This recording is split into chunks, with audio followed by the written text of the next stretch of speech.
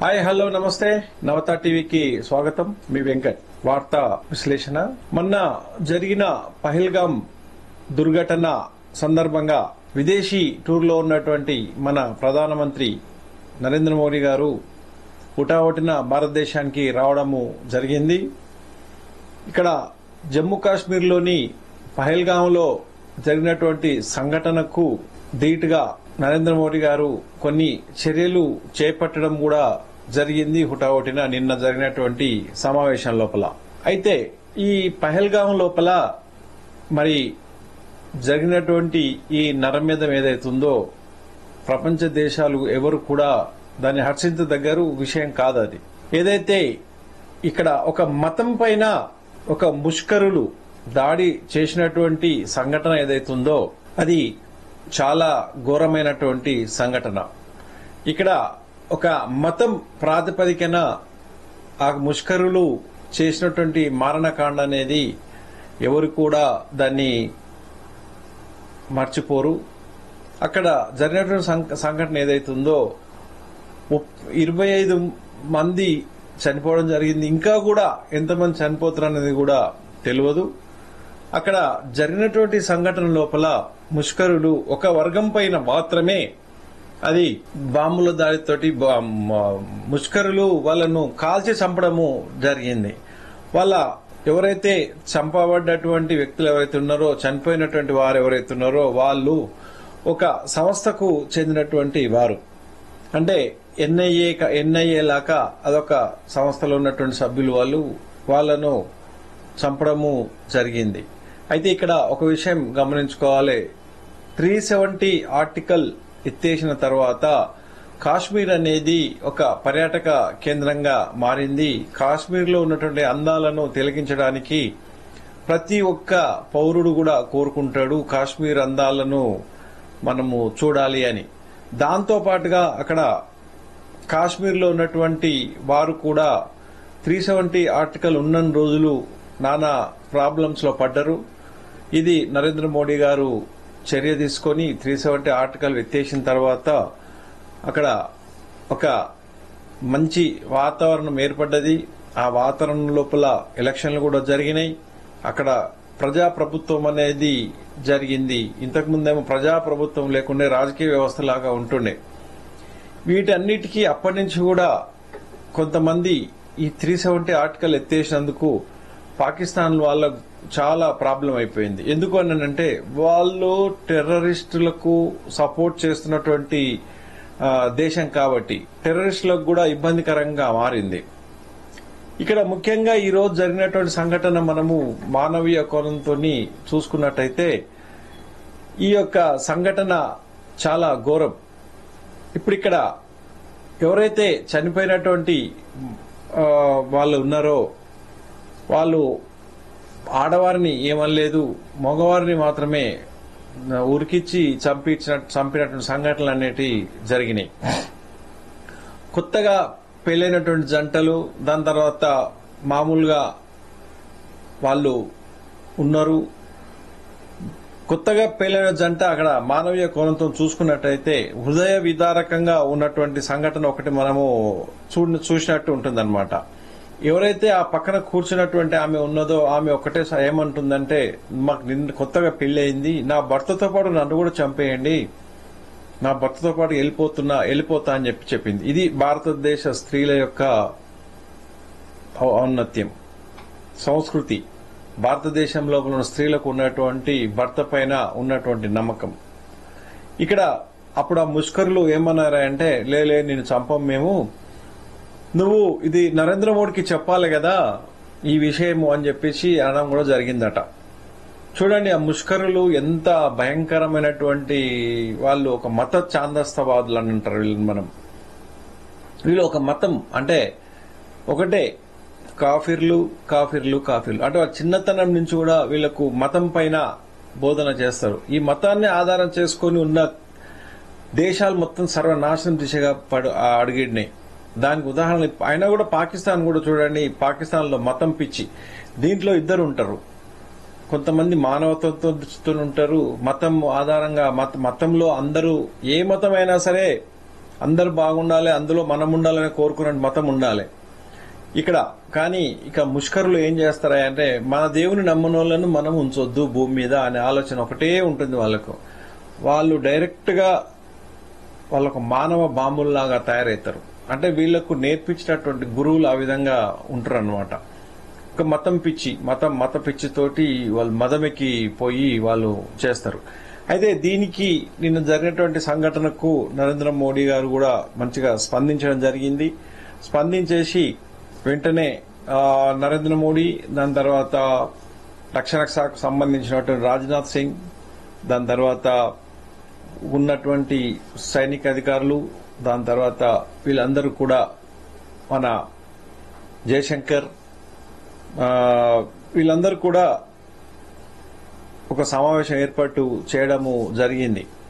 సమావేశం ఏర్పాటు చేసి ఇప్పుడు జరిగినటువంటి చర్యకు మనము ఏం ప్రతీకారం తీసుకోవాలి, సర్జికల్ స్ట్రైక్ లాగా మనం ఏ విధంగా చేసుకోవాలని చెప్పేసి కూడా చెప్పడము జరిగింది.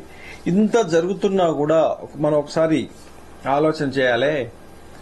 ఈ కాంగ్రెస్ ప్రభుత్వంలో ఉన్నటువంటి పెద్దలు ఎవరు కూడా ఈ యొక్క దాడిని ఖండించడం లేదు. అంటే కాంగ్రెస్ పార్టీ అంటే ఏ విధంగా ఉందని ఒకసారి ఆలోచన చేయండి.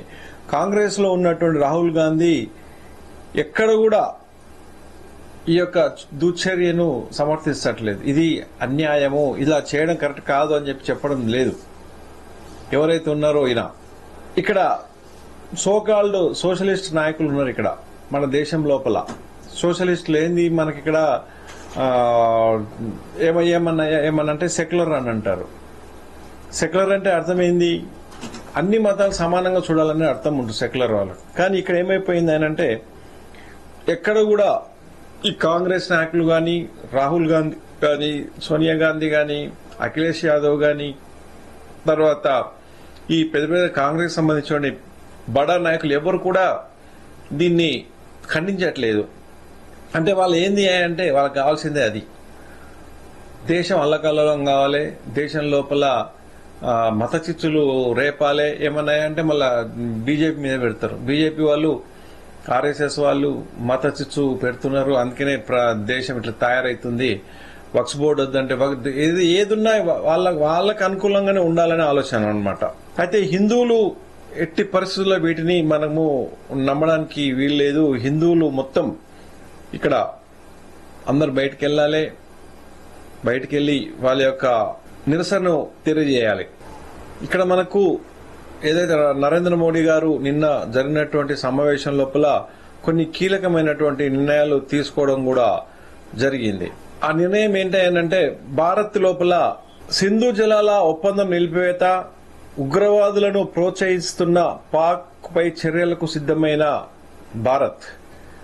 మెయిన్ గా ఇక్కడ సింధు జలాలను నిలిపివేయడం జరిగింది. మనకు పాకిస్తాన్ కి మెయిన్ ఏదైతే వాటర్ సప్లై ఉందో సింధు జలాల ఒప్పందం 1964లో జరిగిన ఒప్పందాన్ని దీన్ని నిలిపివేయడం కూడా జరిగింది.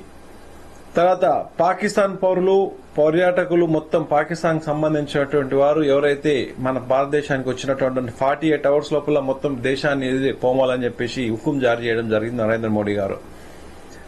అటారీ వాఘా చెక్ పోస్ట్ మూతివేత, ఇకపై వీసాలు ఇచ్చేది లేదని నిర్ణయం. అంటే పాకిస్తాన్ నుంచి మన దేశానికి రావడానికి వీలు లేకుండా ఆ 2 చెక్ పోస్టులను మూసివేయడం జరిగింది. పాకిస్తానీలకు భారత్ లో ప్రవేశాన్ని నిషేధిస్తూ నిర్ణయం తీసుకోవడం కూడా జరిగింది. నిన్న భారతదేశంలోని పాక్ హైకమిషన్ కు అధికారులను వెనక్కి వెళ్లిపోవాలని చెప్పేసి కూడా చెప్పడం కూడా జరిగింది. హైకమాండ్ ఎవరైతే ఉన్నారో విదేశీ శాఖ మంత్రులు ఎవరైతే ఉన్నారో పాకిస్తాన్ వాళ్ళని కూడా రివర్స్ వెళ్ళిపోవడం జరిగింది అనమాట. ఇది కేవలం దౌత్యపరమైనది మాత్రమే, మిలిటరీ పరంగా మరిన్ని చర్యలు తప్పవు అని చెప్పేసి కూడా హెచ్చరించడం జరిగింది పాకిస్తాన్ కు. అయితే పాకిస్తాన్ వక్రబుద్ధి అనేది ప్రతిసారి మనము బయటపడుతూనే ఉంది పాకిస్తాన్. అయితే నిన్న జరిగినటువంటి సంఘటన లోపల పాకిస్తాన్ వాళ్ళు ఏం చేస్తున్నారంటే ప్రభుత్వం సెలబ్రేట్ చేసిందంట, బాగా జరిగింది అని.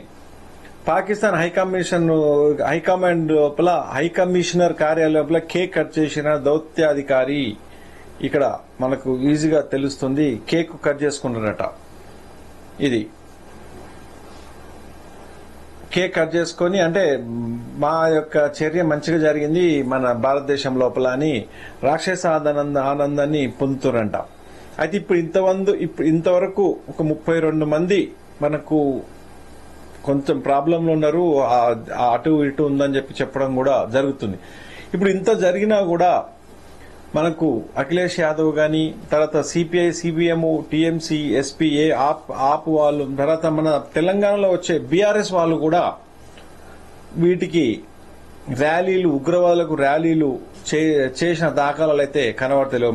మొన్న జరిగిన సంఘటన వీళ్ళకి సంతోషకరంగా ఉన్నట్టు కనబడుతుందన్నమాట. ఏది బీఆర్ఎస్ లో కూడా అంటే మన ప్రజలు ఆలోచన చేసుకోవాలి, మనం ఎటు పోతున్నాము ఏంది అనేది.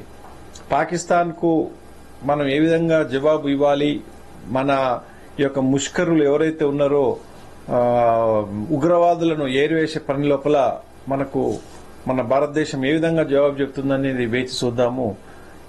ఇది ఈ రోజు జరుగుతున్నటువంటి సంఘటన మనకు ప్రపంచ దేశాలు మొత్తాన్ని కూడా నివరపోయి, ప్రపంచ దేశాలు కూడా మన భారతదేశానికి అండగా ఉన్నటువంటి రోజు ఈ రోజు. మనప్పుడు అజిత్ దోవల్ గాని, తర్వాత రాజ్నాథ్ సింగ్ గాని, తర్వాత మన జయశంకర్ గాని, అమిత్ షా గాని, వీళ్ళందరూ కూడా మీటింగ్ జరగడం జరిగింది. ఈ రోజు మళ్లీ కూడా పాకిస్తాన్ పైన ఎలాంటి చర్యలు తీసుకుంటారో చూద్దాము. ఇది ఒక దాడిని మన అందరం కూడా ఖండిద్దాము, మన అందరం కూడా ఒక ఏకతాటిపైన నిలుద్దాము. కానీ ఎవరైతే ప్రజలు ఆలోచన చేసుకోవాలి, అసలు సమాజం ఎటుపోతుంది, సమాజం ఏమైతుంది. వీళ్ళు మన కాంగ్రెస్ ప్రభుత్వము హిందువులను రక్షించేది ఒక బీజేపీ అని చెప్పేసి, ఆర్ఎస్ఎస్ అని చెప్పేసి అని అంటున్నారు. అది వాస్తవం. మన గురించి, హిందువుల గురించి మాట్లాడే వాళ్ళు ఒక్కరు మాత్రం బీజేపీ వాళ్ళే ఉన్నారు. కాబట్టి మనము మన దేశం కోసం, మన ధర్మం కోసం మనము మన హిందువులను కాపాడే పార్టీలకే ఓటు వేసి, ఇదంతా ఓటు ఆయుధంగా జరుగుతున్నటువంటి విషయం మీరు ఆలోచన చేసుకోండి. ఓటు అనే ఆయుధంతో దేన్నైనా మనము సాధించవచ్చు.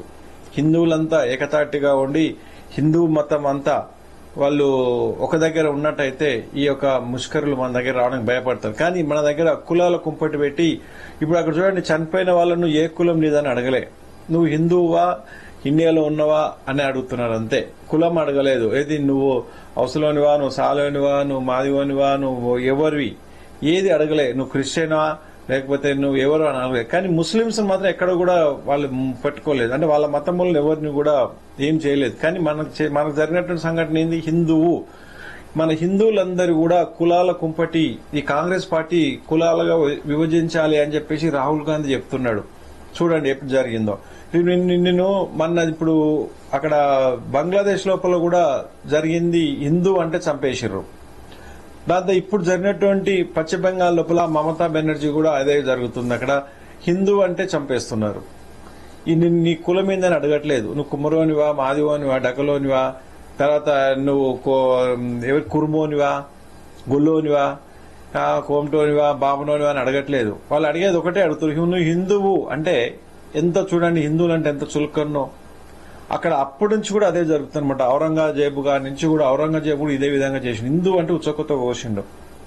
వాళ్ళు ఒకటే చేసేస్తూ ఇప్పుడు కూడా చూడండి, నిన్న జరిగినటువంటి సంఘటన, ప్యాంట్లు ఇప్పి మరీ చెక్ చేసి చేస్తున్నారు. గుర్తుపెట్టుకోండి, ప్యాంట్లు ఇప్పి మరీ చెక్ చేస్తున్నారు అని అంటే వాళ్ళకి ఎంత ద్వేషము హిందువుల మీద ఉందో ఒకసారి మీరు ఆలోచన చేసుకోండి.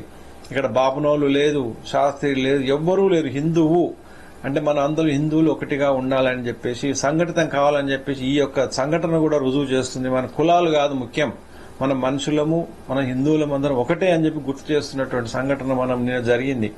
మరి ఇలాంటి వృత్తాంతాలు మరి జరగకుండా హిందువులందరూ ఒక తాటిపై ఉండి అందరూ కూడా మనకు ఎవరైతే సపోర్ట్ చేస్తారో వాళ్ళ వెనకాల మనం నిలబెడదాము.